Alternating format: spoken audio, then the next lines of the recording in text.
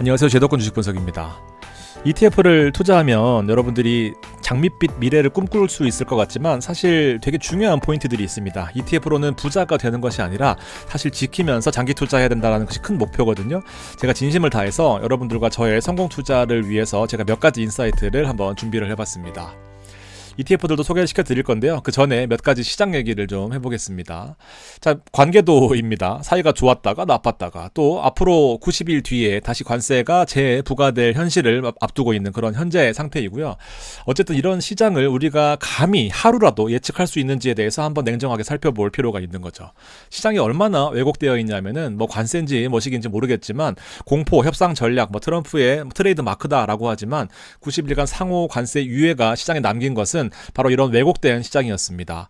보통 우리가 고등학교 때 배웠던 정규 분포, 제가 자주 말씀드리지만 확률적으로 중심이 가장 많은 다수의 결과를 나타낼 것이고요. S&P 500의 움직임을 보면 옆으로 벌어질수록, 중심으로부터 벌어질수록 좀 더 낮은 확률을 기대할 수 있는 것이 실제로 정규 분포인 거죠. 중심이 제일 많고요. 중심으로부터 이렇게 떨어져 있는 것이 우리가 알고 있는 일반 정규 분포입니다. 자, 물론 모수가 작긴 하지만 실제로 들쑥날쑥한 모습입니다. 들쑥날쑥한 범위 자체가 위로 3%, 밑으로 6% 이런 식이다 보니까 사실 전혀 감을 잡을 수 없는 그런 시장인 거죠. ETF를 처음 투자하시거나 투자하신 지가 얼마 안 되거나 이런 시장에 처음 뛰어들으셨던 분들은 자, 이게 과연 답인가 그런 생각을 하실 겁니다. 자, 들쑥날쑥한 S&P가 공포스럽긴 하지만 실제로 여러분들한테 한번 여쭤보겠습니다. 내가 S&P를 새로 매수한다라고 하시면 여기에서 사고 싶으신가요? 아니면 여기서 사고 싶으신가요? 사실 되게 좋은 기회를 준 거거든요. 상투적인 얘기이긴 하지만 우리가 장기적으로 모아간다라고 했을 때 되게 싸게 살 수 있는 기회를 준 겁니다. 자, 네가 무슨 근거로 그렇게 얘기하느냐? 실제로 10년 동안의 시계열을 늘려보면 S&P 500은 딱 2번 정도 9%씩 하락했었던 역사적인 기록들이 있는데 최근 들어서 이때 코로나 때 시장이 무너져서 회복 불능 상태로 이렇게 좌절하거나 그러진 않았지 않습니까? 좌절. 그런데 지금 마찬가지입니다. 실제로 2024년, 2025년 가는 과정에서 이렇게 주가가 빠졌을 때 실제로 다시 올라갈 거냐에 대해서 또 확신이 없잖아요. 그런데 기술주가 트렌드를 이끌어가고 있는 현재 시점에서 실제로 2024년에 주가 흐름은 요 파란색이었거든요. 근데 지금 실제로 액추얼 같은 경우에는 이렇게 무너졌던 그리고 더 무너져 있는 그런 상태단 말입니다. 자, 그러다 보니까 과연 엔비디아, 챗GPT, 테슬라, 이런 애플 이런 종목들이 과연 기술력이 후퇴하고 기업이 망했거나 어떤 큰 이슈가 있는 거냐 그런 거를 또 돌아보면 분명히 상승할 여력들이 있단 말이죠. 그건 또 무슨 근거로 판단하느냐? 자, 보세요. 유효 관세율이 실제로 100년 동안에 이런 역사적인 관세율은 없었는데 실제로 예상되는 관세율을 계속해서 지속했을 경우에는 무려 실효 관세율이 22%까지도 증가한다라는 거죠. 이런 것 때문에 실제로 주가의 PER은 현재 19배로 약간 조정받는 그런 흐름이었는데도 불구하고 무려 13배까지 떨어질 수 있겠다라는 겁니다. 자, 우리가 PER과 EPS, 주당 순이익을 곱하게 되면 주가가 나오게 되거든요. 그래서 EPS가 만약 1원을 번다, PER이 20배다 그러면 주가는 20원인 거예요. 근데 이게 지금 13원까지 떨어졌으니까 13원까지 떨어진 거죠. 그러니까 주가는 약 30% 정도 혹은 20% 정도 조정을 받고 있는 현재 시점이다라는 거죠. 지난주 시장 움직임을 또 보시게 되면 트럼프의 말 한마디 때문에 9%, 10%, 11%씩 올랐던 나스닥 그리고 말 한마디 때문에 또 빠졌던 시장이다라고 보면은 기업들의 실적은 안정적으로 우상향하고 있는 건데 자, 정말 쉽게 어떻게 보면 정말 쉽게 말 한마디에 또 시장이 바뀔 수도 있겠다라는 겁니다. 그래서 영원히 지속되지는 않을 거다라는 그런 믿음을 가지시고 이런 데이터들을 좀 참고해 볼 필요가 있다라는 거죠. 자, 그리고 고용지표 한번 볼까요? 우리가 2년 혹은 2년 반 동안 금리 인하를 기대하면서 얼마나 많은 고통을 받았습니까? 파월 연준 의장이 두 가지 요건으로 제시한 것이 바로 고용 그리고 물가였습니다. 자, 물가는 다 아시겠지만 지금 9%를 찍다가 3% 혹은 2%를 넘보는 그런 시점까지 와 있고요. 그리고 고용 같은 경우에 보세요. 물론 비농업 고용 지수가 좀 들쑥날쑥한 편이긴 하지만 그래도 최근에 올라오고 있는 그런 모습입니다. 실업률과 비교해서 비농업 고용 지수는 한 달에 한 번 지표가 발표되다 보니까 그 파괴력이나 어떤 행사할 수 있는 영향력이 훨씬 더 크다라고 판단할 수 있는데 자, 실업률도 그렇다고 해서 무시할 수 있는 그런 고용 지표는 아니단 말입니다. 실업률은 말 그대로 떨어지면 좋은 거죠. 자, 안정적으로 잘 흘러가고 있어요. 자, 그럼에도 불구하고 자, 말 한마디에 금리는 급등하고 있는 모습이고요. 채권은 급락하고 있는 그런 모습입니다. 자, 원래 우리가 생각하는 고용과 물가가 안정된 경우에는 금리가 떨어지고 채권 가격이 급등해야지 정상적인 시장인 건데 자, 갑자기 등장한 관세 때문에 중국과 그리고 미국의 이런 말 한마디 때문에 실제로 보세요. 수수께끼 현상. 이거 아무리 시장을 공부한다 한들 그리고 글로벌 IB들이 시장을 좋게 전망한다 한들 채권이 안정된다라고 예측한들 아무런 소용이 없다라는 것에 여러분 대부분 동의하실 거다라고 생각을 합니다. 이렇게 말 한마디에 0.5%씩 오르는 시장에서 감히 대응할 수 있을까요? 우스갯소리로요. 제가 최근에 이제 임원 한 분이 은퇴를 하셔서 4억의 자금이 생기셨습니다. 근데 마침 또 퇴직연금을 운용하려고 봤더니 시장이 급락하잖아요. 그래서 샀답니다. 근데 또 급등하길래 또 팔았대요. 근데 팔고 나니까 또 급락하더랍니다. 또 사서 또 급등해서 먹었답니다. 며칠 동안 1,000만 원을 버셨대요.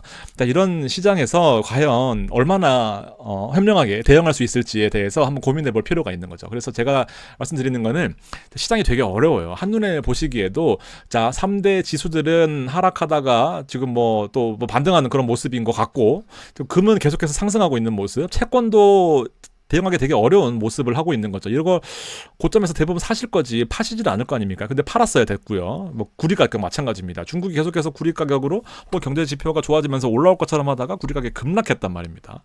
뭐 원유 가격 마찬가지고요. 원유 가격이 떨어질 줄 알았겠습니까? 그리고 실제로 달러 가격도 많이 하락한 그런 모습. 뭐 시장이 전반적으로 빅스는 더 어렵죠. 이렇게 공포지수가 올라갔다가 또 급락하는 모습입니다. 하루하루 다른 시장에서 과연 내 마음이 일희일비한다면은 제가 보기에는 정말 ETF를 잘못 투자하시고 있는 거랍니다. 있는 거라고 생각합니다. 시장을 가만 살펴보면요. 자, 여러분들은 어떻게 대응하셔야 되냐면은 시장과 무관하게 포트폴리오를 구축하는 것이 가장 베스트다라는 겁니다.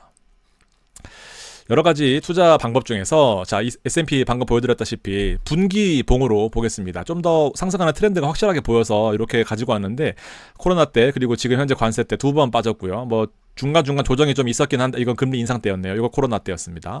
자, 이렇게 중간중간에 이벤트들이 있긴 하지만 결과적으로 딛고 일어났습니다. 그래서 결과적으로는 자, ETF는요. 부자는 모르겠지만 장기적으로 투자하게 되면은 실제 생각보다 좀 내 미래를 좀 그려볼 수 있겠다라는 그런 생각이 들 수 있는 게 또 ETF 투자인 것 같습니다. 뭐 벼락부자는 안 되겠죠. 실제로 ETF로 아무리 많이 벌어봐야 뭐 50% 벌겠습니까? 그러면 1억 투자하면 1억 5천만 원이거든요. 여러분들이 평생 일해서 버는 돈 1억 5천만 원밖에 안 될까요? 실제로 본업에서 더 집중하는 것이 나은데, 자 그래도 은퇴를 하고 ETF를 결국 내 자산들을 운영해야 될 거 아닙니까? 그 상황을 대비해서라도 이런 ETF들에 대한 특성들을 좀 알아두시고 계속해서 상품들이 발전하고 있어요. 그러다 보니까 이런 트렌드를 좀 쫓아가시는 것들은 또 재미있는 분야가 되지 않을까 생각을 합니다. 자, 결과적으로는 이 페이지가 전부 답니다.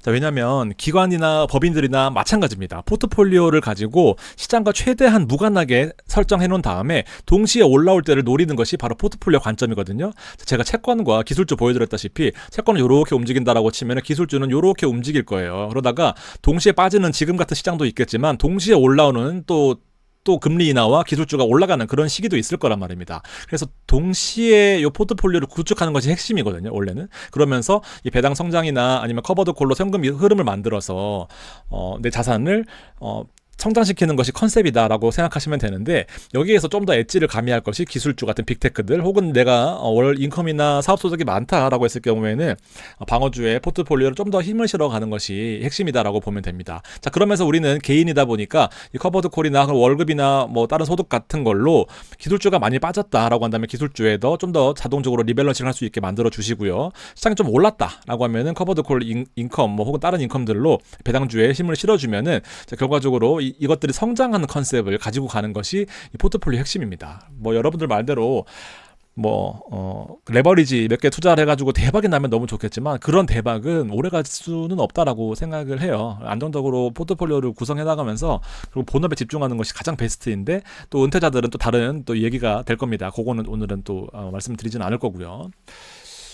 이래서 각자의 상품에 대한 특징들을 좀 아셔야 되겠죠. S&P 500 같은 거는 결국 우상향하는 미국 주식에 투자하는 것이 컨셉인 거고요. 그다음에 슈드 같은 거는 이제 배당이 성장하는 컨셉이잖아요.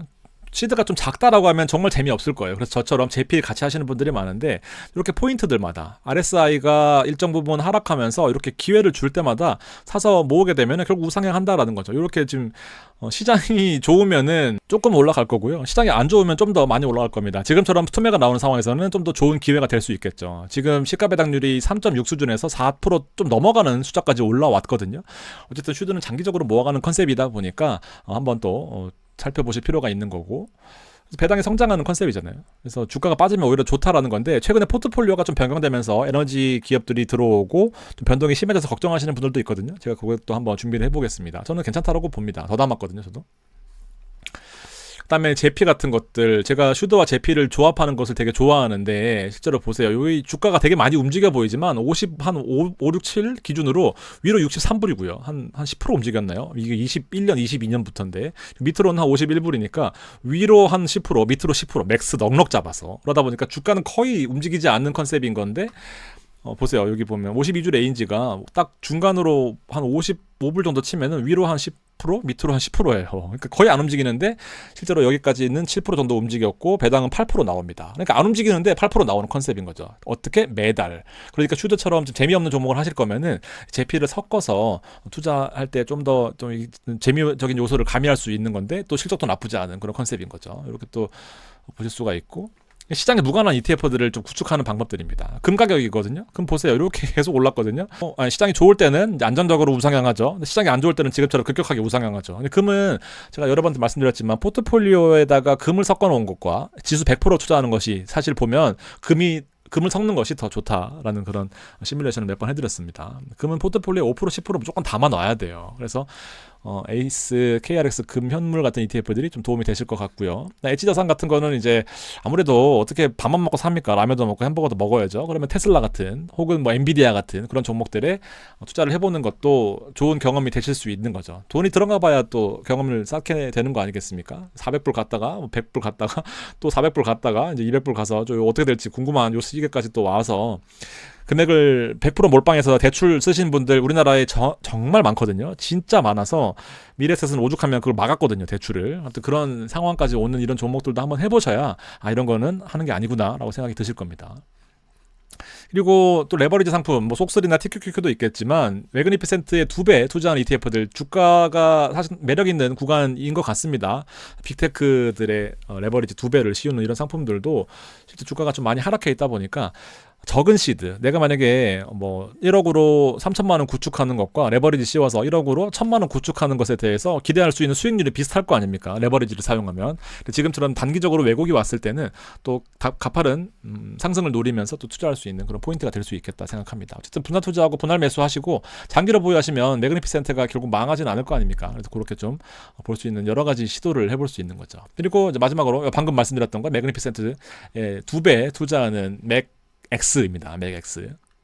주가가 많이 빠져 있기는 해요. 지금 보면 1년 동안에 반납 다 하고 또 리얼티 인컴 같은 거 여러분들 좋아하시죠? 리얼티 인컴은 지금 되게 괜찮은 가격대에 와 있는 것 같습니다. 시장이 좀 안 좋아질 것 같고 또 배당주의 메리트가 살아나다 보니까 배당 수익률 5.83까지 나오고 있어요. 그러니까 나쁘지 않죠. 왜냐면 싸게 사면 리츠도 우리나라 리츠도 마찬가지지만 싸게 사면 시가 배당률이 더 높아지는 포인트가 있잖아요. 아파트를 1억 주고 월세 50만 원 받는 것과 8천만 원 주고 사서 50만 원 받는 것에 대해서는 수익률이 달라지지 않겠습니까? 그래서 리츠 같은 거 혹은 우리나라 부동산 리츠들 주가가 좀 빠지면은 메리트가 있는 사실들도 주가 하방이 5%까지는 방어된다라는 의미예요. 1년 동안 보유하면요. 그렇게 조금 더 있는데 이건 다음번에 해드릴 건데 재밌지 않겠습니까? 또 이렇게 또 가지고 와봤고 일단 리얼티 인컴 같은 경우 배당 수익률이 5.83까지 상승했고 매달 배당 나오는 거 한 번도 배당을 성장시키지 않은 해가 없었다라고 뭐 이렇게 IRS 홍보하고 있는데 자, 전 세계 15,000개 부동산을 가지고 있습니다. 그리고 56년 동안 운영한 역사를 가지고